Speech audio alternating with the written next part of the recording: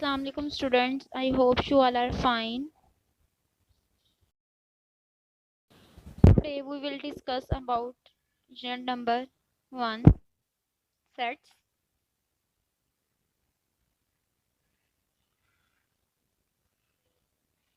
Exercise number 1.4. Topic number 1, difference of sets.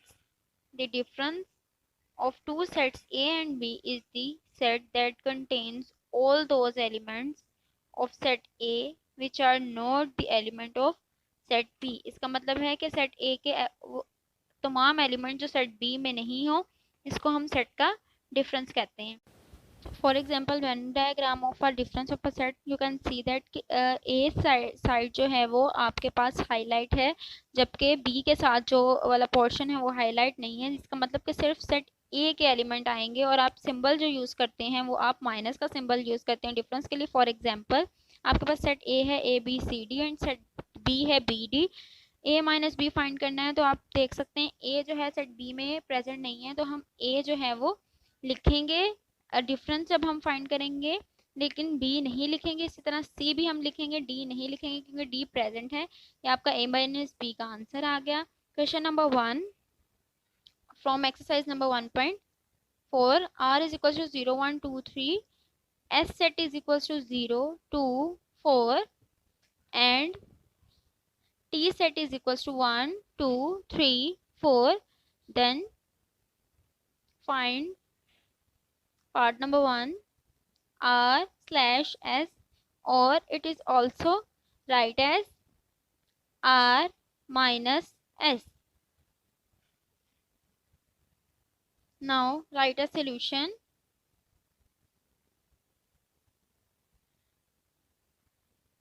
And repeat the given question, which is R minus S. R minus S is equals to, firstly हम R set लिखेंगे, elements of set R 0 1 2 and 3.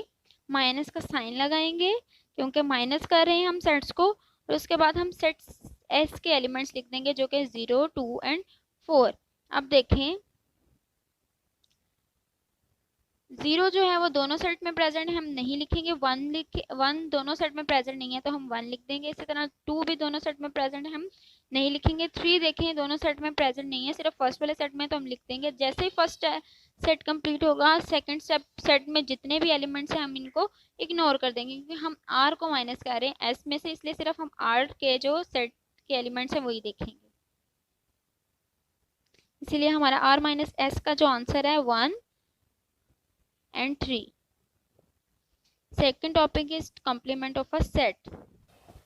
If B is a set, B complement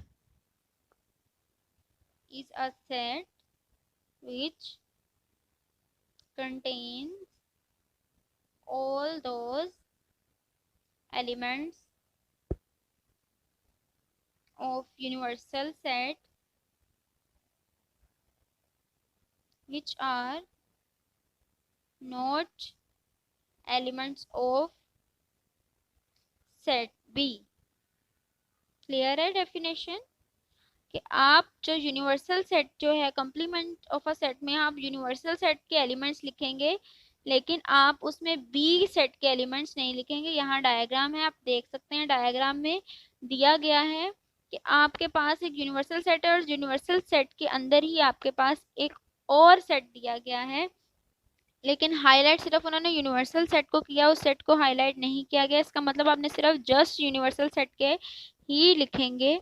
इसी तरह आप जब complement किसी का find करते हैं तो आप उस नंबर के ऊपर छोटा सा सेट के नेम के ऊपर छोटा सा डैश लिखते हैं या एक किसी भी सेट के नेम के ऊपर छोटा सा सी मेंशन कर देते हैं. ये सिंबल होता है कॉम्प्लीमेंट फाइंड करने का. जब आप कॉम्प्लीमेंट फाइंड करते हैं, कॉम्प्लीमेंट फाइंड करने का मतलब है आप यूनिवर्सल सेट में से गिवन सेट को जो है वो माइनस कर रहे हैं, यानी कि you minus given set. Now we will start question number 2. If u is equals to 1 2 3 so on 10, a is equals to 1 2 3 4 5, B is equals to 1, 3, 5, 7, 9. C is equals to 2, 4, 6, 8, 10. And D is equals to 3, 4, 5, 6 and 7. Then find part number 1, A complement. Okay, write a solution and repeat the question, which is A complement. As we know that A complement is equals to U minus A. U is equals to 1, 2, 3 and so on 10, and A is equals to 1, 2, 3, 4 and 5, which is given into the question. We know that A complement is equals to U minus A. U is 1, 2, 3 and so on 10 minus, आप इसी के according लिखेंगे, पहले set U फिर minus फिर set A के elements 1, 2, 3 and 4। अब देखिए 1 to 5 आपके पास जो है वो एलिमेंट्स ऑलरेडी दोनों सेट में मौजूद हैं, तो आप नहीं लिखेंगे। आप कहाँ से स्टार्ट करेंगे? 6 से। 6, 7, 8, 9 एंड 10। आप वो एलिमेंट लिखेंगे जो दूसरे सेट में आपके पास प्रेजेंट नहीं हो, जो सिर्फ फर्स्ट वाले सेट में ही प्रेजेंट हो। ये आपका ए कॉम्प्लीमेंट का आंसर है।